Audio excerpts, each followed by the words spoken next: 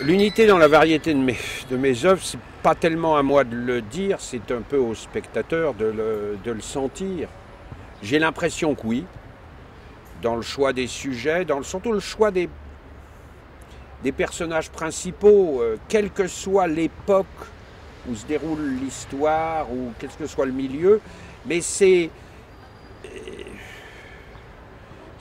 quand même... j'en suis pas encore arrivé au stade où je suis en train d'analyser méthodiquement les films que j'ai faits.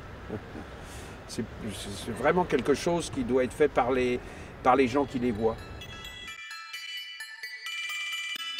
C'est pas que je préfère les plans séquences, j'ai des moments qui sont beaucoup plus découpés. J'aime bien les plans longs, j'aime bien qu'on comprenne la topographie d'un lieu, j'aime bien qu'on comprenne où sont les personnages les uns par rapport aux autres. Je trouve que souvent le montage atomise ça, l'excès de montage. Je pense aussi que c'est une réaction contre les films que je trouve surdécoupés. À l'heure actuelle, où tout d'un coup vous avez 3400 plans, là où des metteurs en scène des années 60 en faisaient 1000, ou 800, ou 600. Et puis, c'est quand vous avez à mettre en scène une scène importante, une scène très importante, où la durée joue un rôle. Je trouve qu'à ce moment-là, le plan séquence est formidable. La découverte de Lola dans Oli Lola, les aveux de l'assassin dans Le Juge, des moments qui sont très très importants. À ce moment-là, de ne pas couper, d'intégrer dans le plan peut-être un silence que vous couperiez si vous faites le montage. Je trouve que ça donne une dramatisation supplémentaire et une émotion supplémentaire.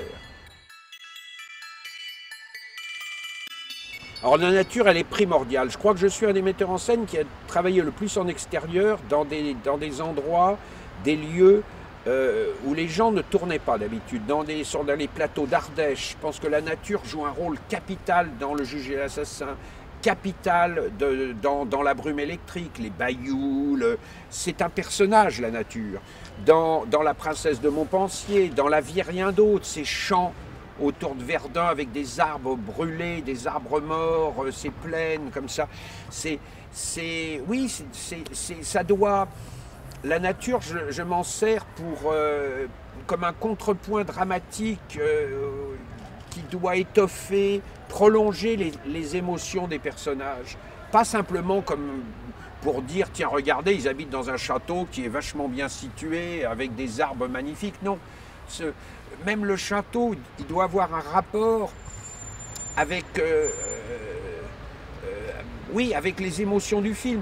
Je trouve que dans La Passion Béatrice, Julie Delpy, elle avait une peau, elle avait un teint qui était de la couleur des murs du château de Puyvert. Et je trouve que c'était formidable de jouer là-dessus, sur ce rapport.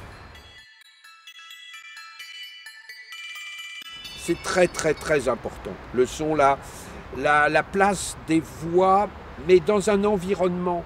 Je trouve que... Moi, je souffre beaucoup quand j'entends des films doublés.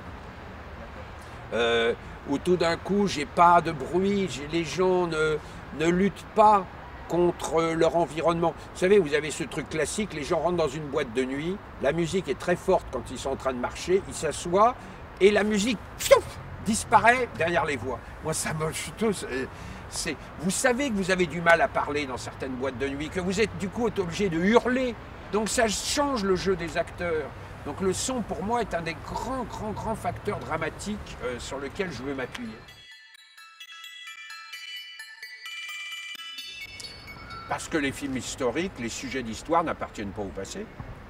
Quand vous regardez l'histoire correctement, comme elle doit être regardée, vous vous apercevez que cette histoire vous parle du présent. À ma connaissance, les guerres de religion de La Princesse de Montpensier, elles n'ont pas cessé. Elles font la première page des journaux. Si vous ne voyez pas le lien, entre le massacre de la Saint-Barthélemy et une mosquée qui va être détruite par des fanatiques, ou une église dans laquelle d'autres fanatiques vont mettre une bombe, c'est que vous n'êtes pas capable de vivre à l'époque où vous vivez.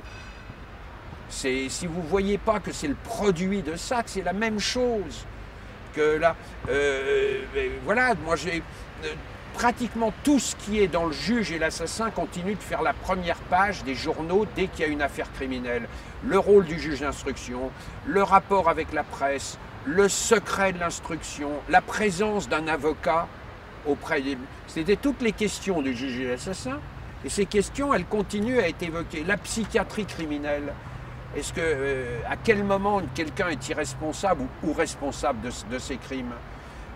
Donc, à un moment, c'est l'histoire, et pourtant, c'est je vous dis, l'histoire, disait Faulkner, ça n'est pas c'était, l'histoire c'est.